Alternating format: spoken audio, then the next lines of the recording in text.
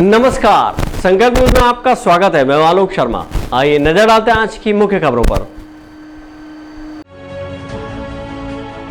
Headlines के प्रायोजक हैं Shri Sai Mahima enterprises, tiles world, Dongargaon road, Farhad Chowk, Rajnandgaon.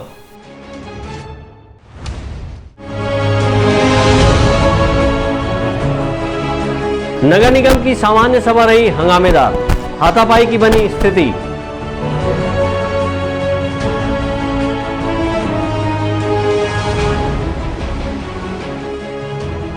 शासकीय कर्मचारियों की मांग को डॉक्टर रमन सिंह ने बताया उचित।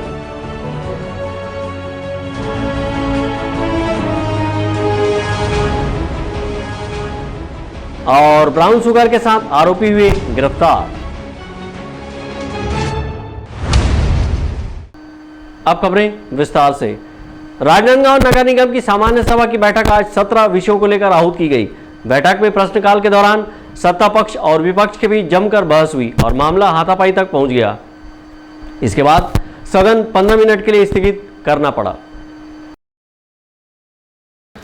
17 विषयों को लेकर आयोजित राजनांदगांव नगर निगम की सामान्य सभा की शुरुआत ही आज असामान्य रही।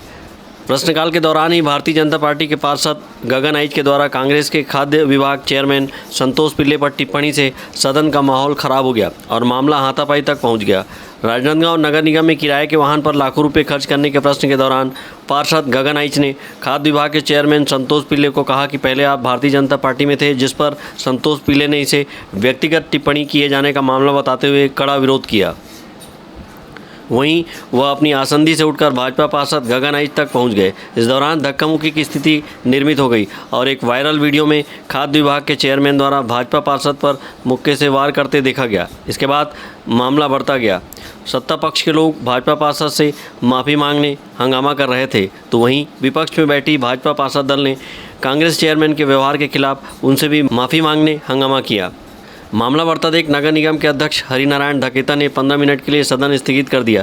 15 मिनट बाद जब सदन की कार्रवाई दोबारा शुरू हुई तो नेता प्रतिपक्ष किशुन यदु के कहने पर भाजपा पार्षद गगन आइच ने कांग्रेस पार्षद संतोष पिल्ले से क्षमा मांगी, तो वहीं कांग्रेस पार्षद संतोष पिल्ले ने भी अपने व्यवहार के लिए सदन में खेद व्यक्त किया। इस मामले को लेकर खाद्य विभाग के चेयरमैन संतोष पिल्ले ने कहा कि उन्होंने भाजपा पार्षद के साथ कोई हाथापाई नहीं की है। धक्का मुक्की के दौरान ऐसी स्थिति नजर आ रही है। वहीं भाजपा पार्षद गगन आइच ने कहा कि विपक्ष की आवाज़ को दबाने की कोशिश की जा रही है। मैंने हाथ नहीं उठाया है, वीडियो में स्पष्ट दिख रहा है, मैं जा रहा हूँ, इधर दिख रहा है। वो तो धक्का मुक्की का है, मारा नहीं है मैंने उन्हें। ये तो धक्का मुक्की है, जो बीच बचाव करने वाले आते हैं धक्का मुक्की देते हैं, उसको लगता है कि मैंने मारा है। मैंने स्पष्ट बोल रहा हूँ, उनको मारा नहीं है। मैंने उनसे अपने कहा है, आप ऐसा शब्द क्यों भी हो, मेरे व्यक्तिगत शब्द का आरोप क्यों लगाए? आपको लगाना है पार्टी में जाकर लगाइए, अपने भाजपा पार्टी में या शहर के बीच में लगाए, पत्रकार में बोले, मीडिया में बोले, अलग से बोलिए, लेकिन सदन के बीच में ऐसा में अपमान कराना, जिसमें वरिष्ठ पार्षद, वरिष्ठ नेता, सारे पार्षद बैठे हैं, वहाँ पे किसी पार्षद का ऐसा वो कराना, तो ये गलत बात है ना। वीडियो में स्पष्ट दिख रहा है आपका हाथ गगन आइच के गाल तक पहुंच चुका था। मैं गाल तक नहीं, धक्का दिया, मेरे मुझे कोई चीज धक्का है तो मैं ढकलाया हूँ। मैं ढकलाया हूँगा तो हो सकता है गया होगा हाथ, ये नहीं है कह सकता भाई। कोई पीछे धक्का देगा ढकलाएगा, इसमें गला तक गया कि हाथ तक गया, उसको मेरे को तो पुष्टि नहीं कर सकता, लेकिन मैंने नहीं मारा ये मैं जानता हूँ। मैं किसी वरिष्ठों का, किसी पार्षदों का अपमान किसी विषय में नहीं चाहता हूँ। उनके व्यक्तिगत तौर पे खेद हुई है तो मैं उनके लिए माफ़ी भी मांगा, पर ये क्या तरीका हुआ किसी पार्षद को आप डायरेक्ट कॉलर पकड़ना, डायरेक्ट बोलते हो 1 to 1 मैदान में आ जाओ और धमकी देते कि भविष्य में आपको जो भी होगा हम निपट लेंगे, बाहर आके लड़ लेंगे, औकात की बात करते हैं। ये शोभा सदन के अंदर नहीं देता है। मैं बोलूँगा मैं पहली बार पार्षद बना हूँ, पर आप तो कई सालों से पार्षद हो ना, आपकी जवाबदारी होती है ऐसे शब्द का प्रयोग ना करें। ऐसे शब्द से सदन की गरिमा खत्म होती है। और बार बार मैं पिछले कार्रवाई को भी उल्लेख करूंगा, शोभा सुनी जी की प्रतिमा को लेकर भी उल्लेख करूंगा। इनकी निरंतर भाजपा दल के द्वारा जो भी मांग की जाती है उसका विरोध किया जाता है और दमखम के साथ अपने सत्ता के दबाव में पूरा कार्य किया जाता है। 17 विषय को लेकर आयोजित नगर निगम की सामान्य सभा की बैठक में लोक सेवा केंद्र, नामकरण, दुकान नीलामी सहित अन्य विषयों को रखा गया था। लोक सेवा केंद्र के तहत हितग्राहियों के पेंशन योजना के पहले विषय पर ही एक बार फिर सदन में आरोप प्रत्यारोप का दौर शुरू हुआ और हंगामा होता रहा। महापौर हेमा देशमुख ने कहा कि सदन की गरिमा के खिलाफ हर बार विपक्ष के द्वारा हंगामा किया जाता है उन्होंने कहा कि नेता प्रतिपक्ष अपने पार्षद साथियों को कंट्रोल करने से चूक रहे हैं और विपक्ष अपनी गरिमा के विपरीत काम कर रहा है। वहीं सामान्य सभा की बैठक को लेकर नेता प्रतिपक्ष किशोर यादव ने कहा कि महापौर ने सदन में ऐसे विषय को लाया है जिसमें पैसा लगाने की जरूरत नहीं है, विकास के लिए कुछ भी नहीं किया है। वहीं भ्रष्टाचार के विषय को अंत में रखा गया है। गरिमा का कभी ख्याल नहीं रखा। हम जब विपक्ष में थे, महापौर आखिरी वक्ता होती थी, उसके बाद कोई भी नहीं बोलता था।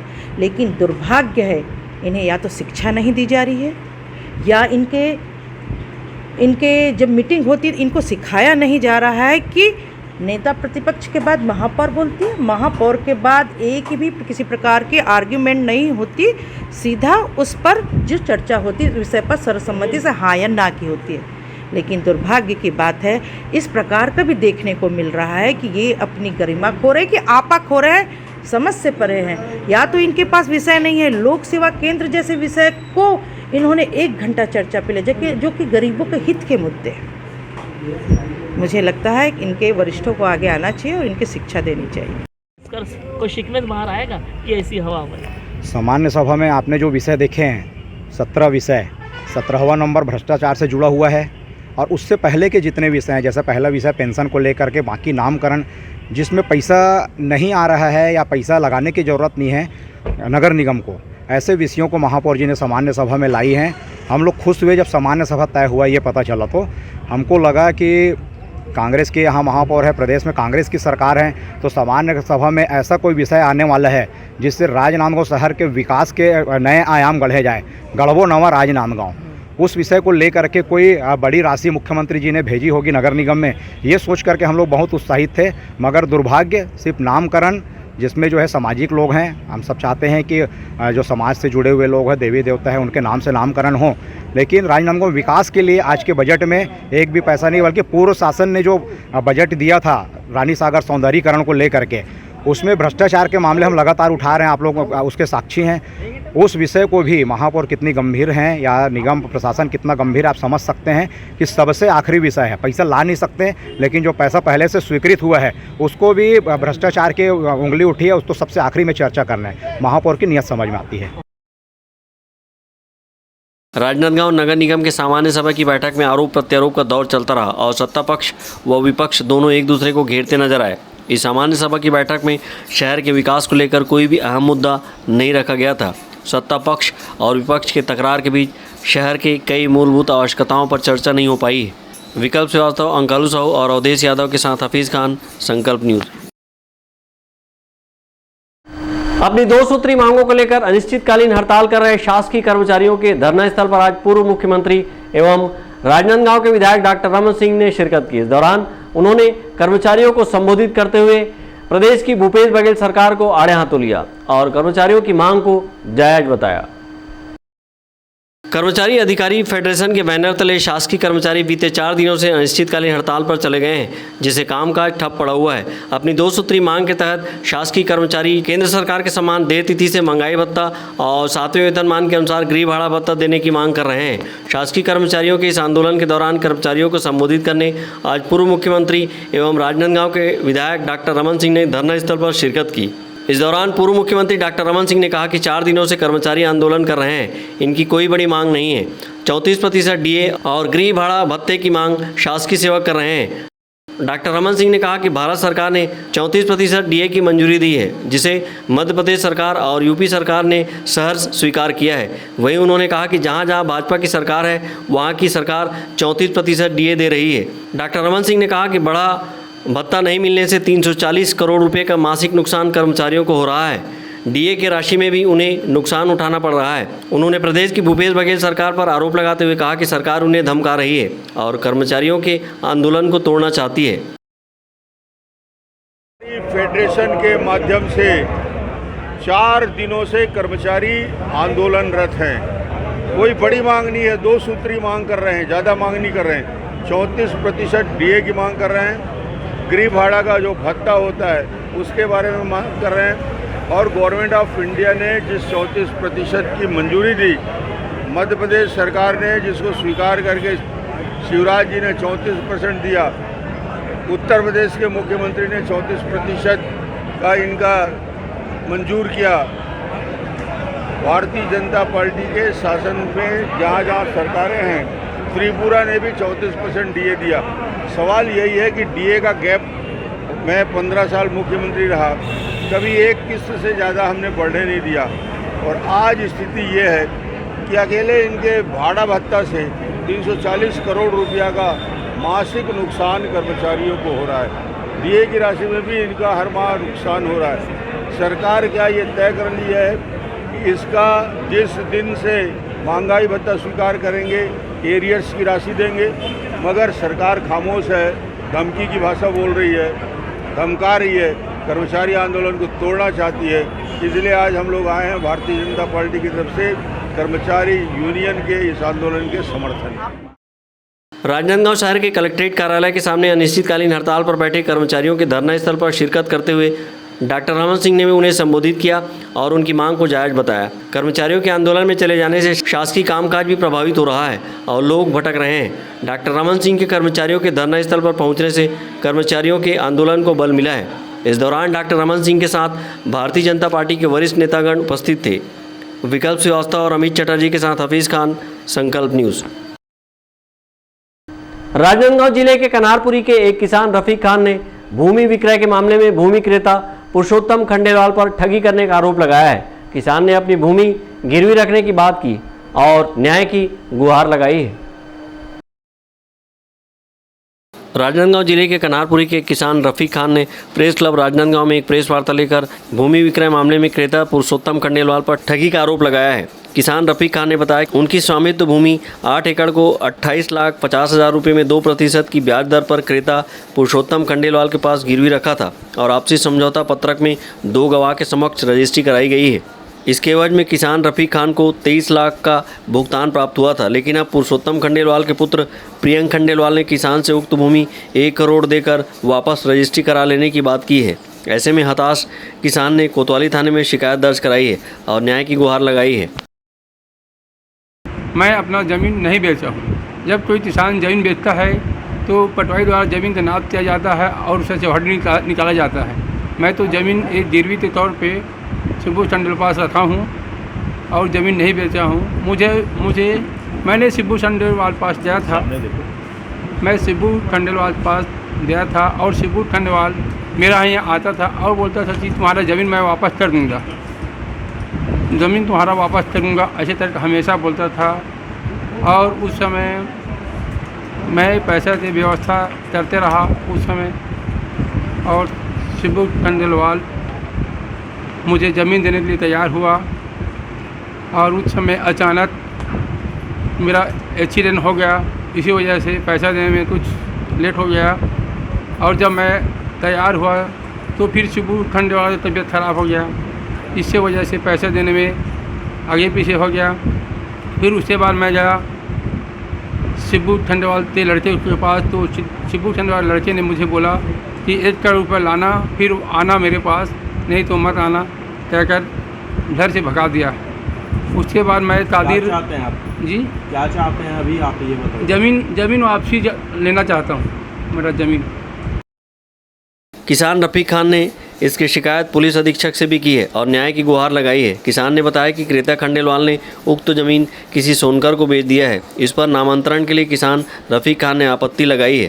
प्रेस वार्ता के दौरान रफीक खान के परिजन सहित कनारपुरी के ग्रामीण उपस्थित थे। विकल्प श्रीवास्तव और अमित चटर्जी के साथ परमानंद रजक, संकल्प न्यूज़। अब वक्त है ब्रेक का। ब्रेक के बाद आप देखेंगे ब्राउन शुगर के साथ आरोपी गिरफ्तार।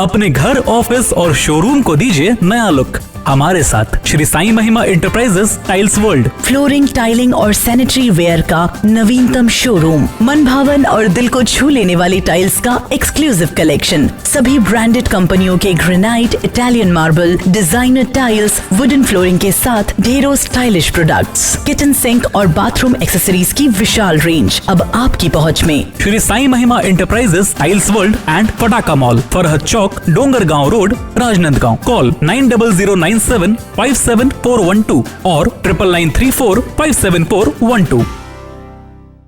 अंकुश आभूषण ज्वेलरी एवं साड़ी शोरूम। हमारे यहाँ आप पाएंगे साड़ी, सूट्स, सोने चांदी और आर्टिफिशियल गहने अब एक ही छत के नीचे। शादी हो या पार्टी, हमारे बेहतरीन कलेक्शन आपको देंगे परफेक्ट लुक। त्योहारों और सभी खास अवसरों के लिए डिजाइनर, पार्टी वेयर और फैंसी साड़ीज, कुर्ती और सूट की विशाल रेंज, डेली वियर कुर्ती की शानदार वैरायटी, पारंपरिक साड़ियों एवं गहनों के लिए भव्य 2 मंजिला शोरूम, शुद्ध सोने और चांदी के आकर्षक आभूषण, वैवाहिक आभूषणों का एक्सक्लूसिव कलेक्शन, हॉलमार्क के गहने, डिजाइनर आर्टिफिशियल ज्वेलरी के लिए राजनांदगांव का सबसे बड़ा और भव्य शोरूम, डिजाइनर ज्वेलरी, लाजवाब कारीगरी, शुद्धतम स्वर्ण आभूषणों की भरोसेमंद क्वालिटी, संपूर्ण गारंटी के साथ। आपका विश्वास ही हमारी सफलता का आधार होगा। अंकुश आभूषण भंडार, a complete jewellery and sari showroom, Ganj Chowk, Lakholi road, ICIC bank के पास, राजनांदगांव। कॉन्टैक्ट 404411। घर में आपके आया कौन, उसी समय बजा रिंगटोन, टीवी पे आया न्यू ये शो, सुन के आवाज नई पहचान, दिल जाएगा आपका खो। छोटे बड़ों सब आओ यहाँ, सुरों से अपनी जीतो जहाँ, लोगों के दिलों में बनाओ जगह, लोगों की खुशी की बजाओ वजह।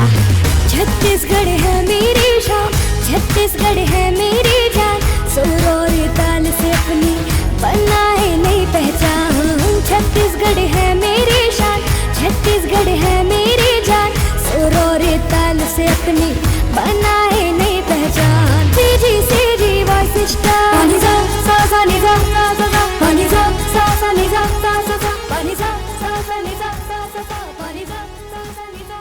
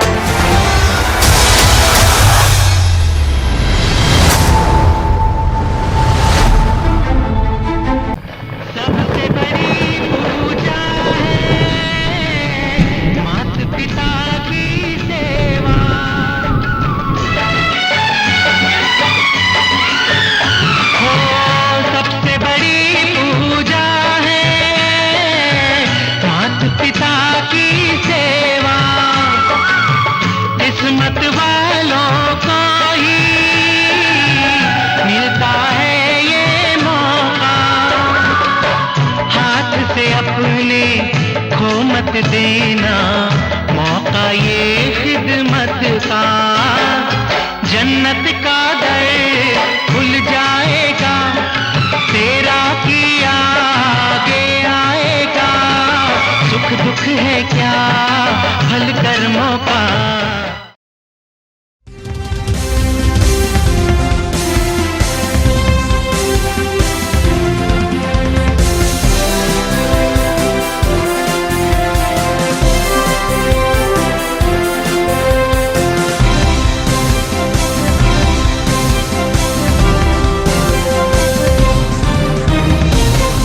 ब्रेक के बाद आपका स्वागत है।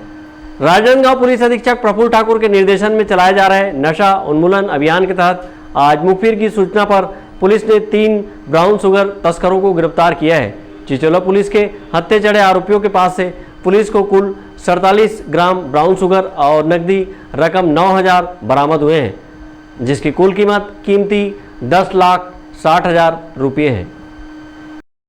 राजनांदगांव पुलिस को सूचना मिली कि एक पुरानी मोटरसाइकिल में मादक पदार्थ लेकर कुछ लोग नागपुर से दुर्ग की ओर आ रहे हैं। सूचना पर तत्काल पुलिस ने टीम गठित करते हुए चिचोला पुलिस चौकी प्रभारी उप निरीक्षक चेतन सिंह चंद्राकर के द्वारा ग्राम रामपुर के पास नाकाबंदी कार्रवाई कर नागपुर से आ रही मोटरसाइकिल को पकड़कर वाहन को चेक किया, जिसमें एक सिल्वर रंग के रैपर में 45 ग्राम ब्राउन शुगर मिला। इस मामले में पुलिस ने मोटरसाइकिल के चालक शंकर नगर बौद्ध विहार रोड दुर्ग निवासी दीपक कुमार गुप्ता और मोटरसाइकिल सवार बेमेतरा निवासी चित्रकांत राजपूत को गिरफ्तार किया है।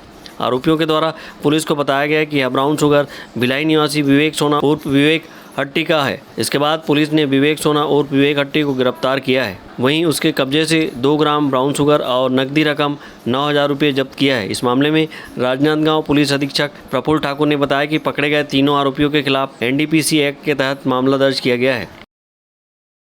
राजनांदगांव पुलिस के द्वारा एक बड़ी कार्रवाई की गई है। इसमें यह है कि अभी लगातार सूचना मिल रहा था कि बॉर्डर के रास्ते कुछ तस्कर लोग अवैध तस्करी करते हैं। इसी पर से हम लोगों ने कल संदिग्ध वाहनों की चेकिंग जारी रखी थी। इसी बीच एक CG07 नंबर की बाइक जो नागपुर साइड से आ रही थी उसको रोक के चेक किया गया। चेक करने पर उनके द्वारा बताया गया कि शंकर नगर और बेरला के रहने वाले हैं। उनकी गतिविधि थोड़ा संदिग्ध लग रही। जब उनसे कड़ाई से पूछताछ किया गया, उनकी जब गाड़ी चेक की गई तो उसमें बैग में एक सिल्वर पेपर में कुछ नशीली सामान जैसा प्रतीत हुआ। उसको लाके चेक करने पर पता चला कि वो ब्राउन शुगर है, जिसका कि तौल कराया गया, जो कि टोटल 47 ग्राम है, जिसका वर्तमान बाजार मूल्य 9,40,000 है। इसके अलावा उसके निशानदेही पे एक भिलाई के एक अन्य तस्कर को भी पकड़ा गया, जो कि sector 6 jubilee park labour colony का रहने वाला है। उसके पास से भी ब्राउन शुगर की बरामदगी हुई है। साथ ही इसमें एक मोटरसाइकिल की भी बरामद हुआ है और उसमें जो बिक्री का रकम था 90,000 वो भी बरामद हुआ है। तो निश्चित ही राजनांदगांव पुलिस की सजगता और सक्रियता के चलते एक तस्कर गिरोह का पर्दाफाश हुआ है और इसमें और भी कुछ लिंक मिले हैं। उस पर हमारे टीम काम कर रही है। इसमें फ़िलहाल चिचोला आउटपोस्ट में NDPS की धारा 21B के तहत अपराध पंजीबद्ध कर विवेचना में लिया गया है और इस टीम का सारा नेतृत्व CSP राजनांदगांव, SDOP डोंगरगढ़, साथ ही चौकी प्रभारी चिचोला, चौकी प्रभारी तुमड़ी बोर्ड, हमारी साइबर की टीम और थाना प्रभारी चुरिया, ये सब मिल के इसमें आगे के काम कर रहे हैं। तो निश्चित ही आगे भी हमको इसमें सफलता मिल सकती है। चौथा खेप है और इन लोग दुर्ग भिलाई के इंडस्ट्रियल एरिया में खपाना बता रहे हैं। इनके जो ग्राहक हैं वो बिल्कुल आइडेंटिफाई हैं और जिनको इन लोग अलग अलग जगहों पे उपलब्ध कराते हैं। कभी भी एक जगह पे अपने निवास स्थान पे उपलब्ध नहीं कराते थे। जैसे इनको जैसे पूछते थे, उसके बाद इनको पर्टिकुलर एक जगह बता दिया जाता, तो उस जगह में पहुँचते तो वहाँ पर इनको डिलीवर दिया जाता था। राजनांदगांव पुलिस की पकड़ में आए ब्राउन शुगर की कीमत 9,40,000 रुपये है। पुलिस की पूछताछ में आरोपियों ने बताया कि वे लंबे समय से ब्राउन शुगर के कारोबार में संलिप्त हैं। पकड़े गए आरोपी ब्राउन शुगर को अलग अलग जगहों पर खपाते थे। दुर्ग जिले से जुड़े ब्राउन शुगर के कारोबार की तार को देखकर समझा जा सकता है कि ब्राउन शुगर के नशे का कारोबार भी छत्तीसगढ़ के शहरों में भी बढ़ रहा है। विकल्प श्रीवास्तव, अमित चटर्जी के साथ हफीज़ खान, संकल्प न्यूज़। राजनांदगांव शहर में संचालित आस्थामुख बधिरशाला में दिव्यांग विद्यार्थी आधुनिक शिक्षा से जहां समाज की मुख्य धारा से जुड़कर अपना भविष्य गढ़ रहे हैं, वहीं रोजगार मूलक शिक्षा से आत्म स्वावलंबन की राह में चल पड़े हैं। दिव्यांगजनों के आत्मविश्वास को संबल प्रदान करने की जरूरत है। ऐसे ही कार्य का बीड़ा उठाया है राजनांदगांव शहर के आस्थामुख बधिरशाला ने, जहां विद्यार्थियों को आधुनिक शिक्षा से जोड़कर उनका भविष्य गढ़ रहे हैं, वहीं रोजगार मूलक शिक्षा प्राप्त कर विद्यार्थी आत्म स्वावलंबन की राह पर चल पड़े हैं। राजनांदगांव मूक बधिरशाला के संचालक सदस्य हेमंत तिवारी ने बताया कि दिव्यांग बच्चों की शिक्षा दीक्षा के लिए स्कूल को आधुनिक संसाधनों से लैस किए जाने के साथ ही पढ़ने वाले छात्रों को कई तरह की आधुनिक सुविधाओं और पढ़ाई में सहयोगी उपकरण मुहैया कराए गए हैं और स्मार्ट क्लास की सुविधा सुनिश्चित की गई है। इसी तरह सिलाई कढ़ाई, ब्यूटी पार्लर सहित अन्य रोजगार मूलक शिक्षा प्रदान की जा रही है, जहां बच्चे शिक्षा के साथ रोजगार के क्षेत्र में स्वावलंबी होंगे। दिव्यांग बच्चों को मुख्य धारा में समाज की लाया जाए और मुख्य धारा में समाज की लाने के लिए इन पे एजुकेशन के साथ साथ इनको वो सब एक्टिविटी सिखाई जा रही है जिसमें बच्चा कहीं भी अपनी प्रतिभा का इस्तेमाल कर ले, चाहे वो सिलाई क्यों ना हो, चाहे वो ब्यूटी पार्लर क्यों ना हो, चाहे वो कढ़ाई बुनाई क्यों ना हो, क्या खेल हो, चाहे जो भी हो, इनर खेल हो, बाहर खेल हो, आप समझ रहे हैं मेरी बात को। तो इसके लिए हम बच्चों को सुबह से शाम तक लगे रहते हैं। हमारे पास करीब 84 बच्चे हैं जो कि ना केवल छत्तीसगढ़ से हैं बल्कि MP और महाराष्ट्र से भी बच्चे आ रहे हैं, क्योंकि यहाँ पढ़ना, रहना और खाना सब निःशुल्क है। सबसे बड़ी बात क्या है कि हमको जो सहयोग मिलता है वो समाज के सभी वर्गों का सहयोग मिलता है। यहाँ हम बच्चों के लिए सारे अच्छी फूडिंग देते हैं। सुबह नाश्ता 8:30 बजे करवाया जाता है, दोपहर का 1:30 बजे खाना होता है, से लेकर हम इनको इनके एजुकेशन में के साथ साथ इनके खेल पे विशेष ध्यान दे रहे हैं। खेल में हमको बच्चों ने नेशनल लेवल तक ले गए, पैरा जूडो में, क्रिकेट में। हमारे को नृत्य में बच्चों ने बहुत प्रसिद्धि दिलाई है। हमको मतलब पूरी टीम को, हमारे को कहने का मतलब कोई एक व्यक्ति नहीं है, पूरी टीम है, टीम वर्क है।